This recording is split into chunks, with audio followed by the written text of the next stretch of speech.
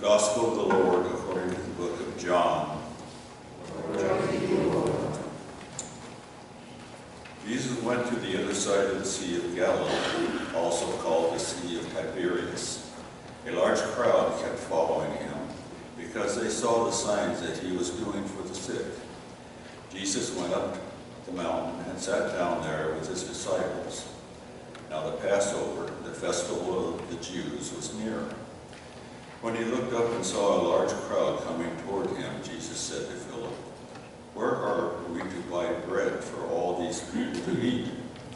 He said this to test him, for he himself knew what he was going to do. Philip answered him, 6 months' wages would not buy enough bread for each of them to get a little. One of his disciples, Andrew, Simon Peter's brother, said to him, "There is a boy here who has 5 barley loaves and 2 fish. But what are they among so many people?" Jesus said, "Make the people sit down." Now there was a great deal of grass in the place, so they sat down, about 5,000 in all. Then Jesus took the loaves, and when he had given thanks, he distributed them to those who were seated. So also the fish, much as they wanted. When they were satisfied, he told his disciples, "Gather up the fragments left over, so that nothing may be lost." So they gathered them up, and from the fragments of the 5 barley loaves left by those who had eaten, they filled 12 baskets.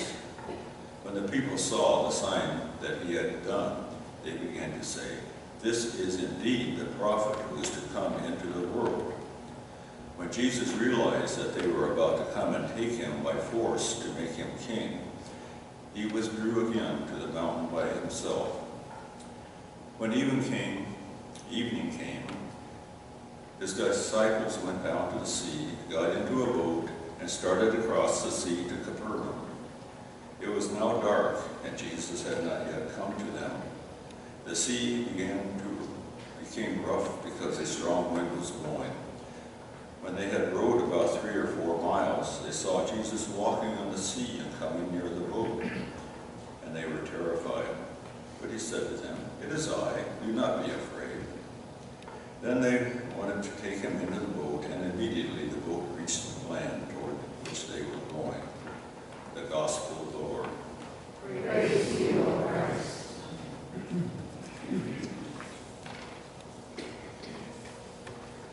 All right, let's read responsibly Psalm 145. All your works shall praise you, O Lord, and your faithful ones shall bless you.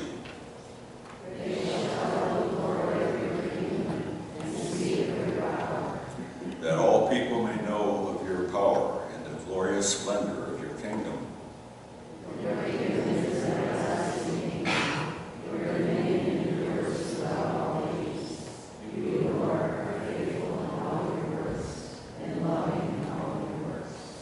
The Lord upholds all those who fall, and lifts up those who are bowed down.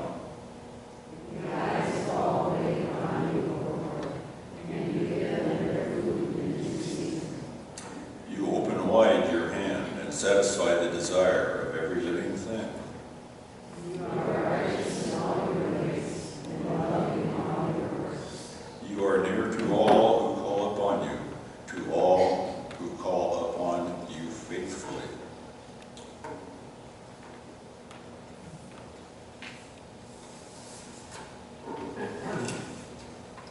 The second reading is from the book of Ephesians, chapter 3.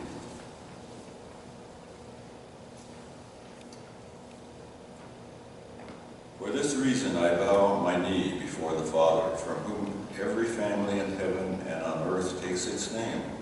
I pray that, according to the riches of his glory, he may grant that you may be strengthened in your inner being with power through his Spirit, and that Christ may dwell in your hearts through faith, as you are being rooted and grounded in love. I pray that you may have the power to comprehend with all the saints what is the breadth and length and height and depth, and to know the love of Christ that surpasses knowledge, so that you may be filled with all the fullness of God. Now to him who by the power and work within us is able to accomplish abundantly far more than all we can ask or imagine. To him be glory in the church and in Christ Jesus to all generations, forever and ever. Amen. The word of the Lord. Thanks be to God.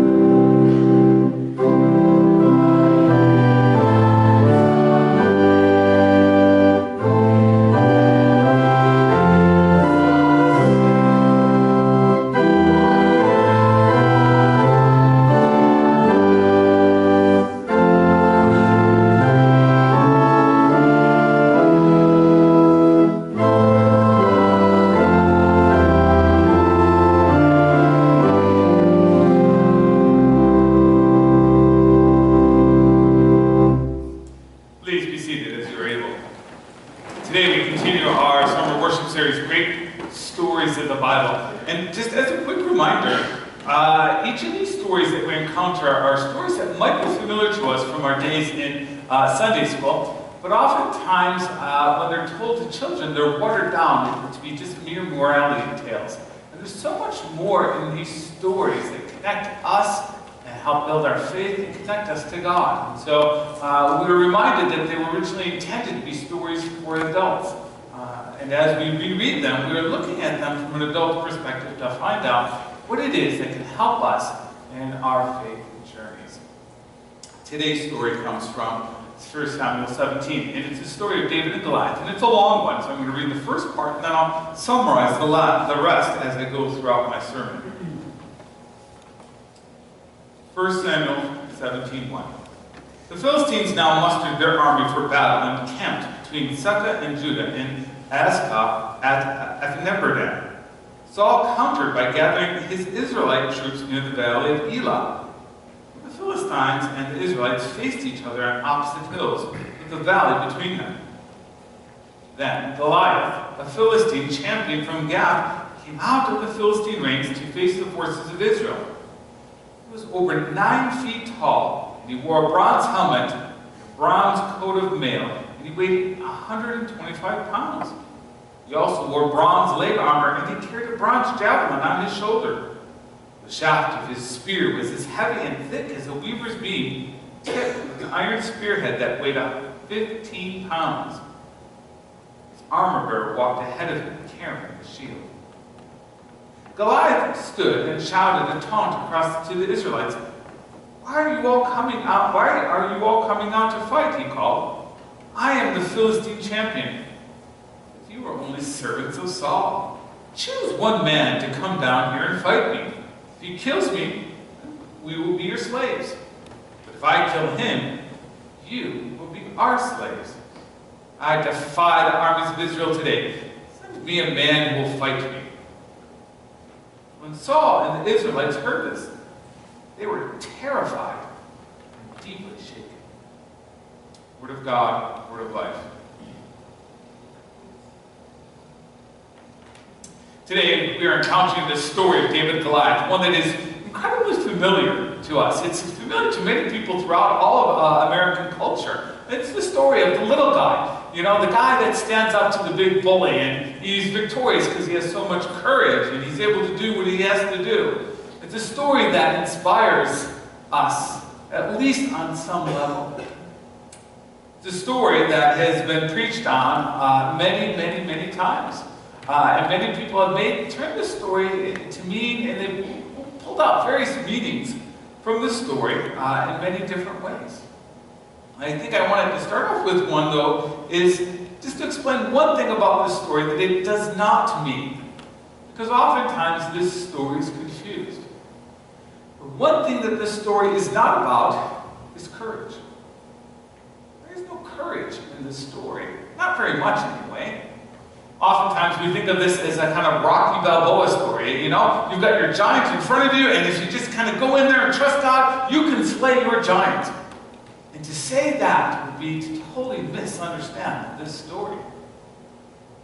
The story has nothing to do with us slaying the giants in our lives. It's not about self-confidence, and it's not about courage. It's much more about God confidence. It's about how God shapes us in order to fulfill the calling that God gives in our lives. Let's unpack this story and see just what I mean by that. The story begins with, let me do some background for you. Saul is the king of Israel. He's the very first king. And although he starts off in the first month being a good king, he really goes downhill after the first month. And Saul turns out to be a really bad king, largely because he suffers with depression, and he's got a very low self-esteem. He's always wanting to please other people. And so he puts pleasing people ahead of serving God. And he does some really atrocious things. And because of this, God says, that's it. Your son's not going to be king after you. I'm going to pick a person after my own heart.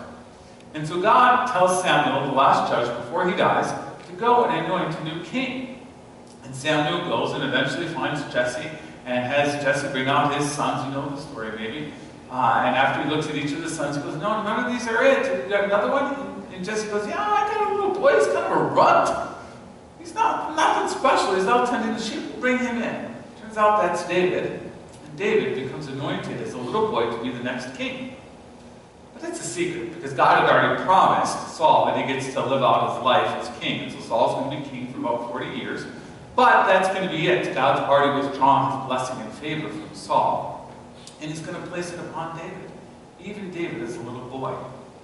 David knows that he's going to become king, but he can't tell anybody. Eventually, while he's still a very young man, still a young teenage boy, David is called to the court because Saul, his mental illness has gone to such an extent that he's having outbursts and temper tantrums, and he can't control his emotions. And so David has to come and play the harp and sing for him, because that's what can soothe Saul. So David begins to understand and meet and know Saul, and Saul knows David as the little boy who calms him. That brings us up to this point in the story where all of a sudden the enemies of Israel, the Philistines, come, and they're standing on opposite hillsides, and the Philistine champion, Goliath, who's big and strong and scary, comes forward and he starts insulting God. He insults Israel, and he says, hey, just send out one guy, mano a mano. We'll decide this all. If I defeat him, you guys surrender and you become our slaves. He defeats me, we surrender, we become your slaves. No more dying and killing, just we'll find out who's the greatest of all of us. And the result was King Saul and all the Israelite army were terrified. They were deeply shaken because none of them believed that any of them could ever defeat this giant. And the reason was because they can't. He was way too big, way too strong, way too incredible armor. There's nothing they could have done against him, and so they were just terrified. David, who is his older brothers who are already serving the army, is coming, and he's doing a regular trip to the front lines. He's got to deliver food, and then he's got to go sing a song or two for Saul. So he's coming to do this, and he hears what's going on, and he's aghast that no one will stand up to this giant. And on the way, he encounters his brothers, and then encounters Saul, and he probably proclaims, hey, I'll take care of it. And that brings us to this first lesson, first truth that we encounter that's so important, helping to shape us to serve God's call in our lives. And it's this: David recognizes where the real battle is. When he arrives at camp, first his brothers are angry and jealous of him. And so they try to send him home, and they say, hey, you're not supposed to be here. You have no business being here. Who are you? You're just a little shepherd boy. You're not a soldier. And they just keep going on and on and on. David at first has words with them, and then he recognizes that it's pointless. And so he runs away from them. Then he encounters Saul, and Saul laughs at him and says, you can't do this. There's no way. David understands that he cannot convince Saul. And so he doesn't engage Saul. And what happens is that David knows the real fight, the real enemy, where it's at. And he's going to focus on that instead of getting sidetracked with these people who are angry or jealous or doubtful or mocking him. Make no mistake, when people say mocking words against you, it hurts David. But he doesn't get distracted by that because he knows what the real battle is. Today, I think the church so often gets distracted. We think that the person sitting next to us in the pew is the enemy because they want to sing a different kind of music in our church service. They want different colored curtains for the sanctuary. They want something else. And so often, we look at the person across or behind or next to us in the pew, we think, that person, I just can't believe them. We think that they're the enemy. We get distracted. People in this building, they're not the enemy. The person taking forever in the checkout counter in front of you is not the enemy. That obnoxious coworker, they're not the enemy. The person cutting you off on your morning commute, they're not the enemy either. The enemy is the person who is stealing the hearts of people away from God. It's Satan. We cannot be distracted as to where the real battle is, even when people mock us, even when people degrade us or are angry or jealous with us, even when people laugh at us, no matter how much it hurts when people insult us or people do nasty things towards us. We cannot let that be distracted us from the true enemy and what God is really calling us to do. God's not calling us to battle each other. God's not calling us to have our opinions supersede other people. God is calling us to stop the evil one from stealing the hearts of people in our city. David understands that. And because of that, David is being shaped by God's calling in his life. We all have a calling, and that calling, if I want to summarize it, it's this. It's finding our place and how we are connected to God's greater story. Throughout the summer, as we look at each other's stories, one of the important things is that we connect them to the greater story in the Bible, because there's always a connecting thread. The mission of the people of Israel up till Jesus, they had a very specific mission. They were to prepare the world to receive a Savior. The nation of Israel has wandered away. They're not doing that. They're not fulfilling their mission. And David's calling is going to be, as a leader, to return the people to God's mission. Post-Jesus, the church's mission, our calling, is to help people understand that a Savior has already come, that they've already been rescued, that forgiveness and grace is waiting for them to take part in that mission. That's our calling. That we, in some way, have a way to be part of that story. Our lives, our little stories, are connected to the greater story because of our calling to take part in this mission. And we cannot be distracted by other things. David isn't distracted. And that's how God shapes him, by helping him see and understand where the real battle is. The second lesson we have is from to understand that God desires to use us. When Saul tries to put his armor on David, it just doesn't fit. And David says, I don't need that. I've got all that I need to go into this battle. David says, I have a lot of experience as a shepherd, shepherding sheep. And it's prepared me quite well in order to take on Goliath. Now think about how ludicrous that statement is, because that's exactly what David says to Saul and all the generals in the entourage. Like, hey, I'm a shepherd boy, and I know what I'm doing, right? God has used me, and he's prepared me for this. And they all have to sit there and think, what in the world? If this boy loses, we're going to be slaves to the Philistines. What have we gotten into? Why are we doing this? This is crazy. And they'd be right. It is crazy. But it's true. God used David's experience as a shepherd boy to shape and mold him so that he was exactly ready for this moment, this battle with Goliath. So what does David do? He picks up his slingshot, 5 smooth stones. He only needs 1, but he's got 5. And he's going to go into battle. And he's going to use everything that he experienced in life, both his victories and his defeats.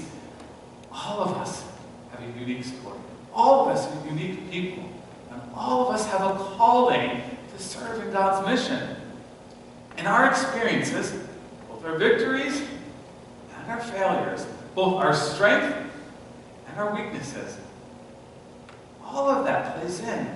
And it's how God uses that in some miraculous and incredible way. It seems ridiculous to the outside world, but it's true, to help us and shape us so that we can fulfill the calling that God has given us. That's what's so important. Don't look at your experiences as being meaningless. Don't look at your experiences, even your failures, as being nothing, as embarrassments. All of them are ways that God is shaping you in unique and incredible and miraculous ways so that you can fulfill your calling. All of that has meaning and significance. It's who you are, and who you are is who God chooses to use. David was a shepherd boy, telling generals and kings that his experience as a shepherd boy had prepared him and taught him everything he knows to take on Goliath. That's crazy, but it's true. David knew what he was going to do.